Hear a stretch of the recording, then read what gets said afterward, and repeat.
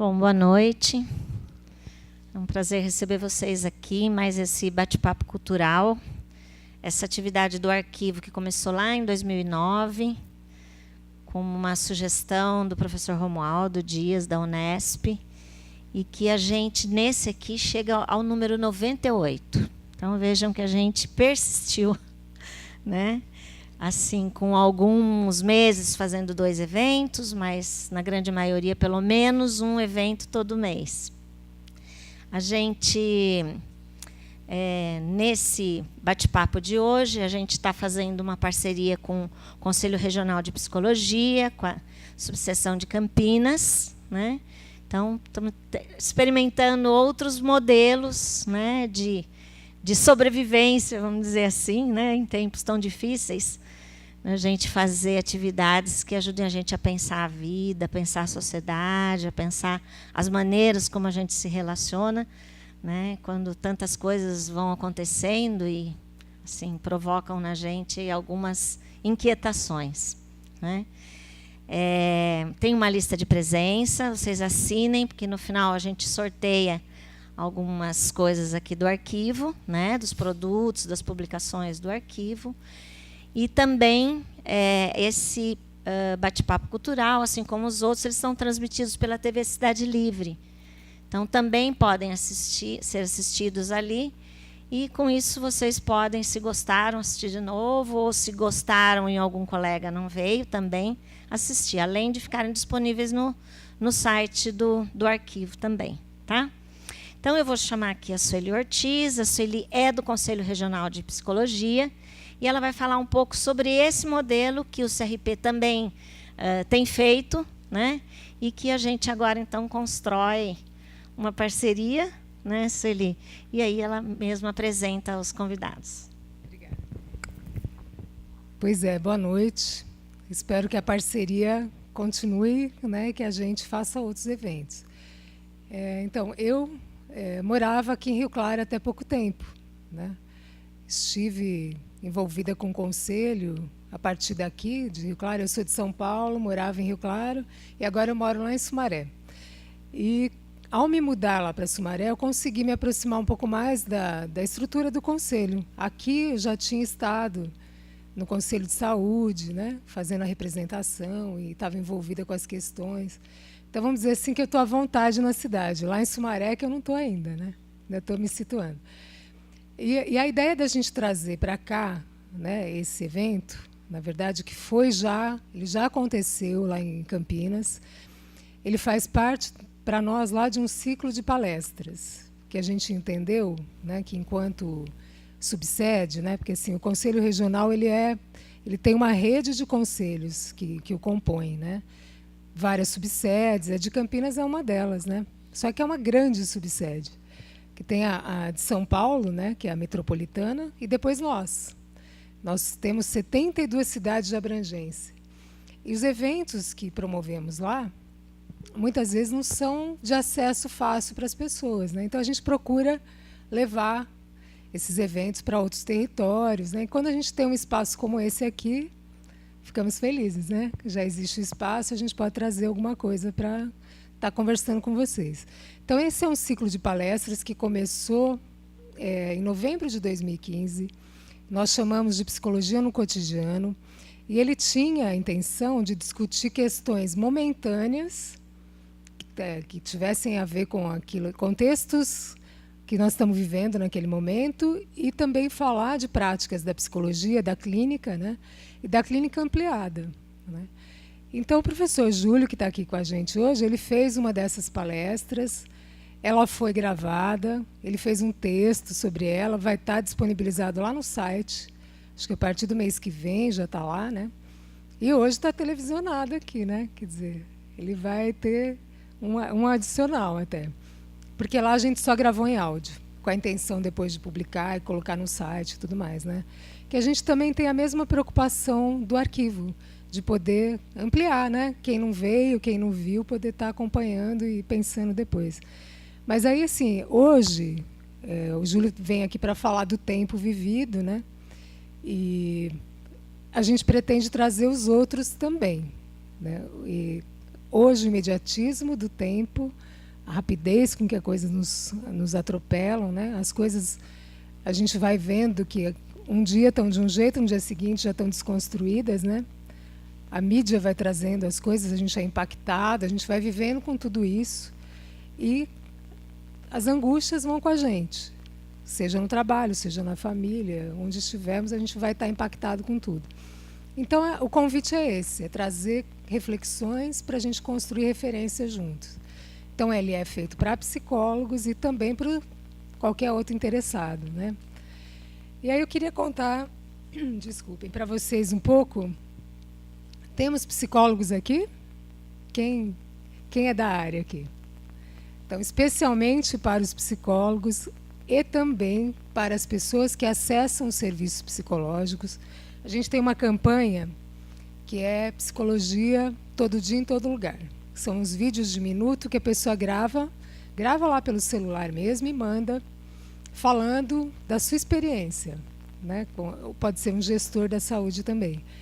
A Dizete, que está aqui hoje, também gravou um. Está lá, viu, gente? Vocês podem ver o vídeo de minuto dela. Essa campanha está no ar. O que acontece? A gente escolhe, tem uma comissão lá que escolhe os trabalhos mais inovadores e nós vamos lá e fazemos uma conversa mais longa. Como é que é isso? Como é que você faz? Uma das pessoas que gravou foi a Rebeca, que é ex-aluna da Unimep, se formou, né? E que atua lá em Charqueada, no Conselho Municipal de Saúde, como presidenta atualmente, né? Então a gente escolheu, eu mesma acompanhei essa caravana, e virou um material que está lá também. Então a gente convida vocês a fazer a gravação e mandar lá, tá? Todo mundo que tiver uma história para contar, como alunos também interessa, tá? Manda lá para a gente. Aí só para não demorar muito, eu vou contar para vocês dos outros eventos que temos. Vou colocar o óculos aqui. A psicologia se interessa por muitos temas. A Dizete depois vai completar um deles, que é o da luta antimanicomial, né? Amanhã, dia 18, a gente vai estar falando muito disso. Vocês vão estar vendo isso acontecendo em São Paulo, Atos, em Campinas. Não sei daqui como é que estão as coisas, mas a gente tem várias bandeiras, né? E os eventos a gente procura trazer no sentido de ir falando dessas coisas e sensibilizando as pessoas para olharem para as questões de um jeito, vamos dizer assim, menos de fora, um pouquinho mais de perto, né? Então, tem amanhã o que a Dizete vai falar, que é o evento da luta, em Campinas, lá tem um ato, vocês estão convidados a irem até lá para participar disso, né? E fora isso nós temos dia 30 de maio, tudo isso está no site lá do Conselho, viu, gente? Quem se interessar em receber nosso e-mail, também pode entrar lá no site, em boletim, colocar nome e e-mail, não precisa ser psicólogo, que a gente manda tudo pelo e-mail, tá? Então, o próximo dia 30 é uma roda de conversa sobre os 25 anos do ECA, que esse é um tema caro para a gente também, a questão do ECA, né? E nesse evento a gente convida também os meninos para participarem, os adolescentes, e vem mediando essa conversa um jornalista, agregando, né, com profissionais e tudo mais, para que a gente possa também dar uma olhadinha como é que estão as coisas nesse campo, né? Então vocês estão convidados. Vai ser lá no CIS Guanabara, em Campinas. Temos uma roda de conversa no dia 31, que vai ser lá também no Sindicato dos Metalúrgicos, que aí tem a ver com controle social. Discussão sobre esses espaços de controle social, como aquele que eu ocupei aqui, que é o do Conselho Municipal de Saúde, né? Como é que a gente participa disso? Que proximidade nós temos, como profissionais da psicologia ou não, né? Que voz a gente tem dentro desses espaços, né? Eles estão na saúde, estão na educação, estão na cultura, né? E a gente precisa ir lá porque todo mundo tem direito à voz nesses espaços, né, gente? Então a gente precisa ir lá e fazer a nossa parte, né? Então essa conversa vale a pena também. E daí, em junho, no dia 14 de junho, em Campinas, a gente tem uma coisa muito interessante que também vira vídeo e já tem alguns muito interessantes na internet, no YouTube, que é um Fórum Penses, da Unicamp. E nós, enquanto conselho, apoiamos e participamos, organizamos esses eventos lá também. E um deles é da despatologização da vida, né? Da não medicalização. Vocês têm acompanhado um pouco esse assunto? Vocês sabem que nós somos o segundo país que mais medicaliza atualmente? Especialmente as crianças, né? Que estão tomando muita Ritalina. Então, esses fóruns que estão lá no YouTube, esse aqui vai ser mais um, valem muito a pena também. Estão muito interessantes. Bom, e agora eu vou apresentar o Júlio e vou passar a palavra para ele. E quem vai compor a mesa com ele também é a Gisete, que vocês devem conhecer. Gisete estava comigo numa frente aqui centro-leste da luta antimanicomial até pouco tempo atrás. É professora da Unimep, reside em Rio Claro, psicóloga. O que mais que eu tenho que falar de você, Gisete? Bom, depois ela completa, né? E acho que, sobretudo, ela está aqui para dar um apoio aqui nessa mesa que vai se compor. O Júlio, Newton Júlio de Faria, é psicólogo formado pela PUC de Campinas, mestre com área de concentração na ética pela PUC também, doutor pela PUC de São Paulo, mestre pela PUC de Campinas, docente da PUC atualmente de Campinas e autor do livro A Tragédia da Consciência, Ética, Psicologia e Identidade Humana. E tem também várias publicações de artigos em outros livros, né? Então, hoje ele vem aqui para falar para a gente sobre o tempo vivido, né? E eu já assisti essa palestra, acho que vocês vão gostar. Obrigada, viu? E até a próxima.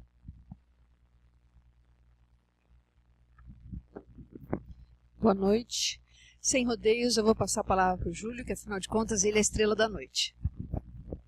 Boa noite. Como a Celia já disse aqui, eu já proferi essa palestra aqui, mas na verdade, quando eu a fiz pela primeira vez, eu fiz muito mais no sentido de abrir uma conversa para diálogo sobre essa dimensão do tempo do que efetivamente uma palestra. Fui surpreendido aqui ao dizer que ela vai ser televisionada, então eu vou me organizar para fazer uma fala e depois a gente abre para conversar, porque eu acho que isso é muito mais profícuo do que simplesmente me ouvir, né?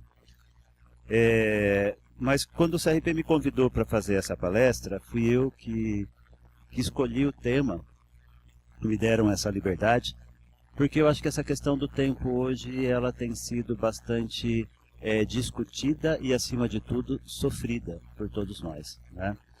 E quando a gente tenta falar, então, sobre a experiência nos dias atuais, para nós psicólogos principalmente, mas não só, né? A gente nunca tem tempo, né? Então é tudo muito corrido quando a gente fala em termos educacionais, na própria prática clínica do psicólogo, nos trabalhos que a gente faz em setores públicos e privados. Nas relações de trabalho, então, nem se fala, porque é tudo com cronograma, com meta, e a gente tem que cumprir, né? E sem falar do ciclo vital, né? A gente está adolescente hoje, a hora que a gente vê, hoje, nossos filhos já estão adolescentes e daqui a pouco é tempo de morrer, né? Então o tempo voa, né? Então, a gente sempre se depara com essa questão, mas a nossa questão fundamental é: o que é o tempo, né? Não é uma pergunta fácil de se responder, né? E exatamente por isso eu me proponho aqui inicialmente a buscar alguma compreensão a partir de alguns autores, né, que trataram ao longo da literatura aí, sobre a questão do tempo, e para a gente pensar um pouco sobre o fazer psicológico e também sobre o tempo no nosso cotidiano. Eu escolhi um autor que eu acho que ele é referência para todo mundo que faz essa discussão, que é São Tomás de Aquino, né? São Tomás de Aquino, lá em As Confissões, imaginem vocês que ele escreveu isso lá em 397 depois de Cristo, né? Faz 1.600 anos no mínimo, né? E ao fazer essa discussão ele coloca assim: a questão do tempo é uma questão essencialmente humana, né? É um teólogo falando, claro, porque ele diz assim: Deus é onipresente, então para Deus o tempo não existe, né? Se existe o tempo, ela só existe para o humano, então é um problema essencialmente humano. E quando o homem se propõe, então, a pensar sobre o tempo enquanto uma condição própria, acima de tudo, o que ele vai fazer é buscar uma medida para o tempo.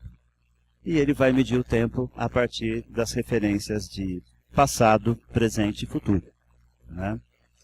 E diz ainda Santo Agostinho que o passado já foi, né? Então, se ele já foi, nós não temos mais o que fazer com ele. E não pode ser alterado. O futuro, por sua vez, ainda não chegou. Portanto, não tem como apreendê-lo, né? O que existe tão somente é o presente, né? Então, quando a gente vai falar do tempo, a gente só pode falar do tempo presente. Tem uma fala dele lá em Confissões, que ele diz assim: o que é, pois, o tempo? Né? Se alguém me pergunta, eu sei o que é. Mas se eu quero explicá-lo, não tem como dizer, não tem como explicar, né? No entanto, eu digo com segurança que sei que, se nada passasse, não existiria tempo passado. E se nada adviesse, não existiria o tempo futuro. E se nada existisse, não existiria o tempo presente, né? Então, a fala dele de que a gente só pode trabalhar mesmo com o presente. Bom, se o tempo é essencialmente humano, a gente vai trabalhar com a ideia de que o tempo ele é um tempo da consciência, né? É da racionalidade que o homem atribui, né, aos seus fazeres, ao seu modo de vida, e ela vai ganhar então várias possibilidades de medidas ao longo da história, né? Uma das perspectivas que a gente vai apontar aqui é a questão da gente compreender o tempo enquanto tempo da natureza, ou então a partir do tempo construído pelo homem, que é o tempo da cronologia, né? Da medida do tempo a partir do calendário, ou então do ciclo vital, que também é o tempo da natureza, né? E eu recorri aqui a um literato, né, que foi professor da USP de São Paulo, Alfredo Bose, que gosta de enveredar aí pela história, que ele fala que a história, né, contar história é narrar, e narrar é enumerar, né? Então eu vou pedir para você começar ali a gente mexer um pouco com as nossas datas, porque trabalhar então as datas, né, enquanto cronologia, ele vai dizer, contar histórias, a gente sempre rende um tributo ao Deus Cronos, né? Que é exatamente essa ideia da gente construir uma sucessão de eventos para poder contar. E com isso a gente vai construindo então uma narrativa que seja compreensível, lógica, a partir de uma racionalidade própria do homem, né? E a partir do referencial que a gente quiser contar. Claro, que quando a gente conta uma história, a gente conta pelo viés que a gente compreende, né? Então aí eu coloquei algumas datas para a gente pensar sobre elas, né? Por exemplo, 1492. O que aconteceu em 1492? Cristóvão Colombo descobre a América, né? Então a história positivista, ela conta exatamente a história desse jeito para a gente. Uma data e um evento, né? Bom, não tivesse Colombo, diz a história positivista, não tivesse Colombo descoberto, né, a América, então, em 1492, não teria ocorrido em 1500 acontecer o quê? A descoberta do Brasil. Bom, e por aí vai, né? A gente vai pensar em 1792, alguém se lembra dessa data? Ah, tá na moda agora, tem um programa global acerca disso, né? Que é da Inconfidência Mineira, e que vai culminar, segundo essa temporalidade, com a 1822, que é a independência do Brasil. Aí eu coloquei duas outras datas aqui quaisquer, só para ver se vocês se lembram de alguma coisa que pode ser o que vocês quiserem. 1948. Fundação do Estado de Israel. O que mais? Declaração dos Direitos Humanos, universal, né? Então a gente tem vários acontecimentos que a gente pode se referenciar. 2016 eu pus aqui, eu ia por 2014 também. Alguém se lembra o que aconteceu em 2014? O Brasil perdeu de 7-0 para a Alemanha. 7-1. É, verdade. Foi a Copa do Mundo. E 2016 a gente vai ter muita história para contar, né? O ano, então, do impeachment, né, da presidência, da Dilma. Depende de como a gente contar a história. Essa é uma possibilidade, né? Mas, sem dúvida alguma, a gente vai ter muita história para contar acerca dessa data. Então, quando a gente está falando do tempo aqui, nós estamos falando que a gente usa esses referenciais cronológicos para a gente tentar estabelecer uma sequência, né? Os historiadores positivistas, eles fazem isso com muita tranquilidade, como se o tempo fosse assim, cronológico, numa linearidade, com sucessão de acontecimentos, né? E a gente faz isso no nosso cotidiano também. Olha, se não tivesse acontecido isso na minha vida, eu não teria feito aquilo. E a gente vai, ao narrar a história, numerando, né, e estabelecendo relações causais na nossa fala, né, na forma como nós contamos as histórias. Mas essas datas sozinhas, gente, elas não querem dizer nada, né? Então, se a gente for pensar o impeachment como golpe, né, a gente tem muita coisa para avaliar aí, né, para dizer foi, né? E quem diz que não foi também vai ter que juntar muitas histórias para dizer que não foi, né? Então, tem muita coisa que são construídas no cotidiano das pessoas que faz com que aquele evento se evidencie, né? E isso, eu estou dizendo para dizer, a data, por ela mesma, ela não quer dizer nada. Um exemplo disso, então, as datas elas vão ganhando significados, né? É um golpe, não é? A Inconfidência Mineira foi também X ou Y. A gente vai ter diferentes formas de explicar isso e na medida que a gente vai atribuindo um sentido e um significado, né? Por exemplo, quando eu olho para cá e digo assim, tempo de plantar, né? Eu vou pegando, pode ir passando isso aqui todo, tempo de colher, tempo de nascer, tempo de morrer. Normalmente eu uso dessas referências, né, para atribuir um sentido de naturalidade aos acontecimentos da vida. Como nos por exemplo, o próprio ciclo vital, né? O nascer, o se desenvolver, o envelhecer e morrer, né?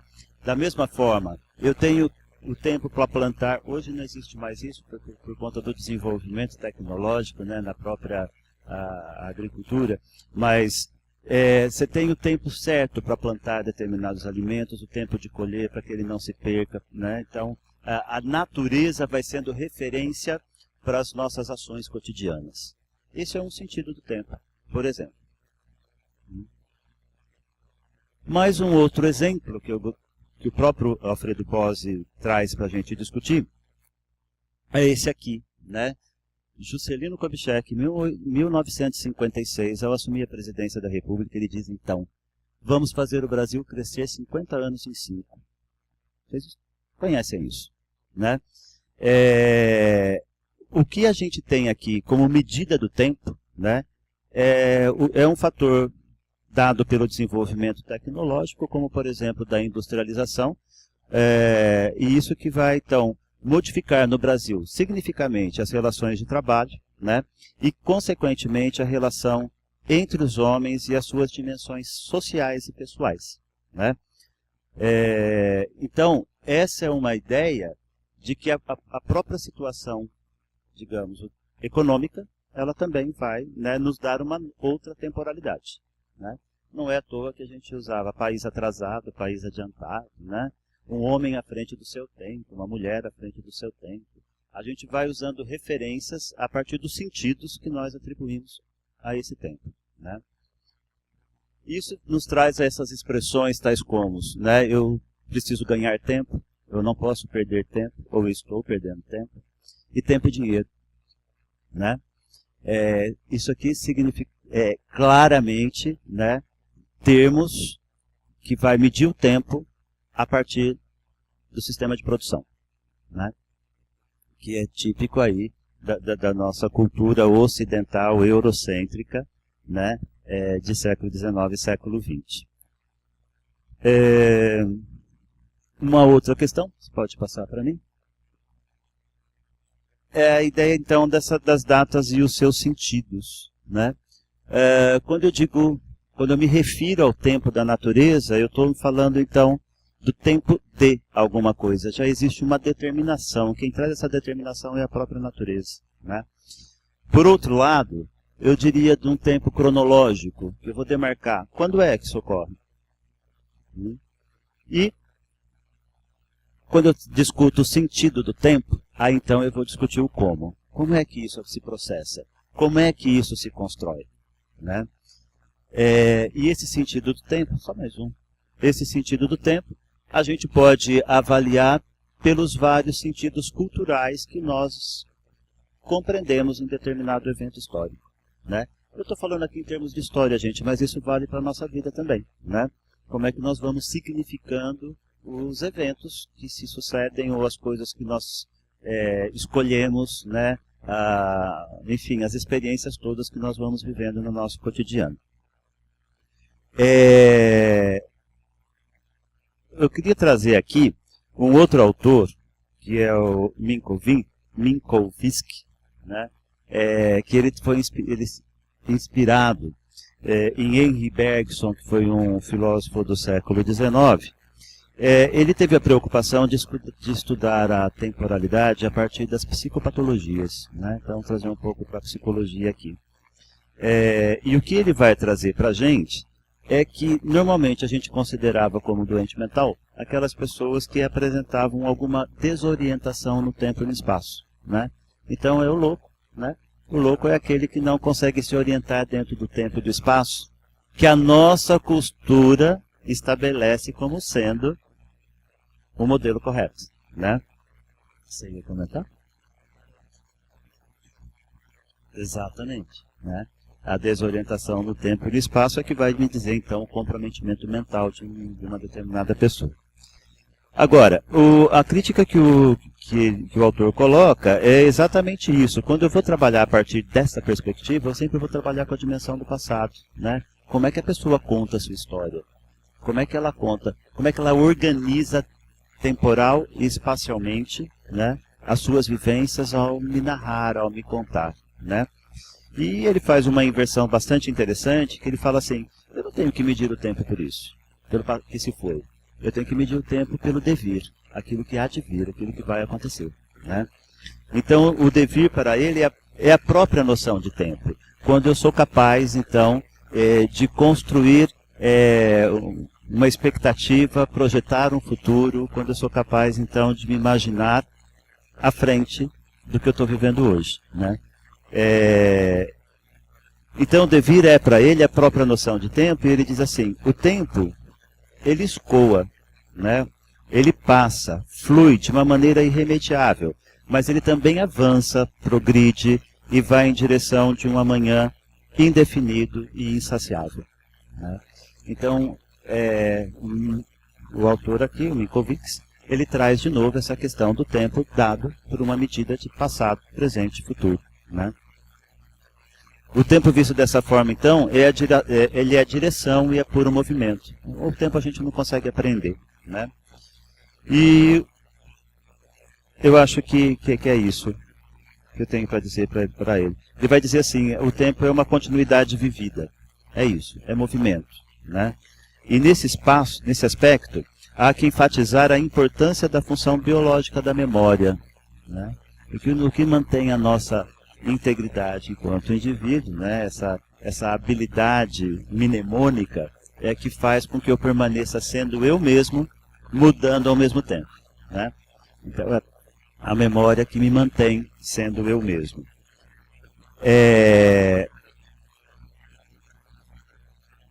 Eu vou recorrer agora a um outro autor, que é o Paul Ricoeur, que ele faz uma diferenciação. Ele fez um estudo sobre tempo e narrativa, e ele que recorre, então, ao Santo Agostinho para falar da dimensão do tempo, enquanto uma dimensão do contar, né, do narrar. E, ao mesmo tempo, ele recorre também a Aristóteles, né? Quando Aristóteles, no texto dele, A Poética, quando ele vai falar sobre as intrigas, as tessituras de intrigas que vão dar a dimensão de uma boa narrativa, né? E ele vai dizer o seguinte: o tempo narrado, né, essa história que eu conto, ou a racionalidade que eu desenvolvo sobre as minhas experiências, sobre as minhas vivências, né, ele é o tempo da consciência. É aquilo que eu consigo racionalizar sobre aquilo que eu vivi, né? Então eu vou racionalizar, eu vou explicar, eu vou tentar uma compreensão racional sobre o vivido. E ele vai dizer, isso é o tempo narrado, né? É o que é o tempo da consciência. E em contraposição, ele vai dizer, nós temos o tempo da experiência. Esse que é o tempo vivido, né? Que é o tempo que não é o tempo pensado, mas que é o tempo que eu sinto. Como a gente pode dizer assim, ó, o tempo vivido. O que é o tempo vivido de uma criança? O que é o tempo vivido de um adulto? Ou de um velho? Nós poderíamos dizer que o tempo vivido por esses 3 momentos do ciclo vital, ele é experimentado da mesma forma, né? Porque nós vamos encontrar aí diferentes expectativas, e aí eu retomo a ideia do devir, né? A expectativa de uma criança, de um adulto, de um idoso, né, de um velho, são diferentes. Então, quando a gente vai recorrer à ideia do devir, isso vai mudar significativamente a experiência do vivido, né? Da mesma forma, nós poderíamos comparar aqui, só elenquei algumas coisas para a gente brincar um pouco e que a gente conversar depois, né? Como é que é o tempo de uma pessoa saudável e de uma pessoa doente, né? Como é que seria experimentado o tempo de um apaixonado e o tempo de um entediado, né? O tempo de espera, o tempo do encontro, né? Aquele encontro que a gente espera tanto, demora uma eternidade, de repente o encontro foi 1 segundo, né? Ou pode ser demorado também, né? Porque ele vai ganhando sentidos diferentes. O tempo da felicidade e da tristeza, o tempo real e o tempo virtual, né? O que o Paul Ricoeur vai trabalhar, que é essa ideia do tempo vivido, a experiência do tempo vivido, ou a experiência vivida, ela remete muito mais à dimensão subjetiva, que envolve então aí as dimensões sensíveis e afetivas da experiência, né? Não sei se talvez isso esclareça mais essa diferenciação que ele faz entre tempo vivido e tempo narrado, né? E tempo da consciência.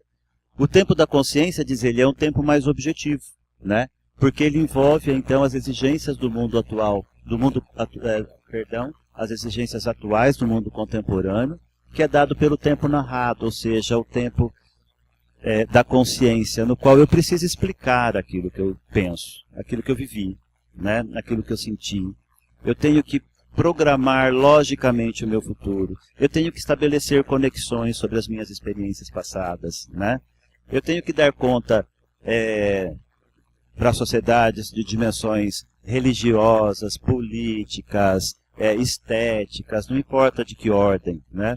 Então isso remete ao tempo narrado, ou ao tempo da consciência, né? E quando eu falei ali de tempo virtual, eu estou falando desse tempo novo que a gente tem vivido hoje, né? Essa dimensão nova que é dada aí pela internet, né? Que é uma tecnologia nova, recente para a gente, no Brasil muito mais recente, mas a gente pode contar aí com 50, 60 anos, né? No que o tempo ele é encurtado, assim como o espaço é encurtado. Ao mesmo tempo em que se encurta tempo e espaço, imprime-se também uma velocidade das informações e dos contatos, né? O que a gente tem aqui eu destaquei aqui as redes sociais como elementos significativos no nosso cotidiano e que vão nos colocando aí também novas exigências, né? De respostas, né? De presenças e ausências, e que vão nos imprimindo um outro modo de vida, uma outra forma de narrar a experiência, né?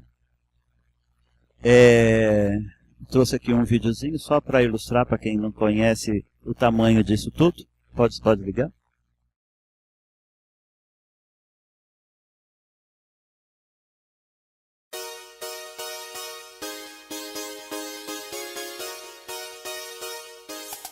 Uma coelha animada gera 100 coelhinhos por ano. No Twitter, Bill Gates conseguiu 100 mil seguidores em 8 horas. A televisão precisou de 13 anos para reunir 50 milhões de usuários. O Facebook conseguiu o dobro em 9 meses. Para se tornar multimilionário, o fundador da dinastia Rockefeller levou 27 anos. O fundador do Facebook, apenas 4. Michael Jackson vendeu mais de 100 milhões de cópias de Thriller. Mas no YouTube, uma canção de Justin Bieber já chega a 500 milhões de reproduções. Todas as fotos publicadas por todos os jornais do mundo durante 3 anos não se igualariam às que existem no Flickr. Em apenas um ano, o Foursquare cresceu 3.400%. A soma de todos os usuários cadastrados nas 10 redes sociais mais populares supera 2,5 bilhões, mais de 1/3 da população mundial. Enquanto você assistia esse vídeo, mais de 3 mil pessoas entraram em algumas dessas redes sociais. Google Buzz, Bebo, BuzzNet, Xingu, Hable, Hi5, LinkedIn, MyLife, Gaia, Sonico, MySpace, Twitter, YouTube, Zig, Flickr, Facebook, Orkut.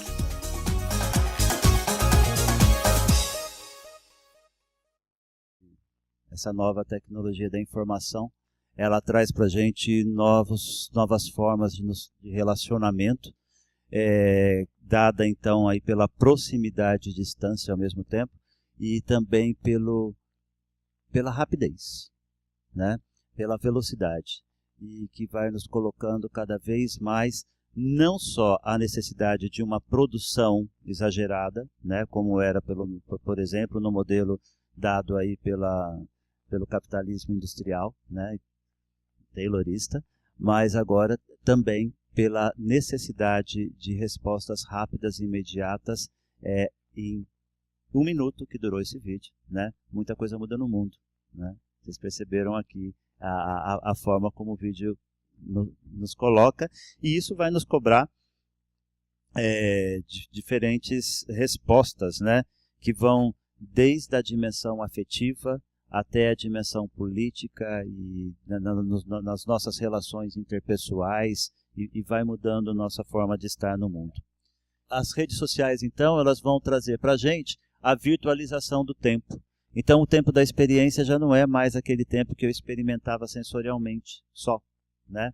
Ela é experimentada de uma forma virtual, diferente daquela forma real que é dada pelo sensível, pelo perceptivo, né? Mas é muito mais uma resposta intelectual, né? Uma resposta muito mais racional. E esse novo modelo, ele vai trazer para a gente essa necessidade de respostas imediatas, sempre, né? Mande um WhatsApp para um colega seu, e ele que não responda em 2 minutos, né? E todo mundo já vai dizer, está me ignorando, como é que é isso? Então é como se a gente tivesse que responder imediatamente a tudo, né? E isso vai gerando para a gente ansiedade, né? Vai gerando para a gente mais tarefas, mais ações, exigindo da gente mais ações, né? Só para concluir, então, o que a gente vai ter aí, que é esse desenvolvimento do cyberespaço, ele vai trazer para a gente essa experiência exatamente como está escrito ali, né? Estar ao mesmo tempo em todos os lugares e em lugar nenhum, né?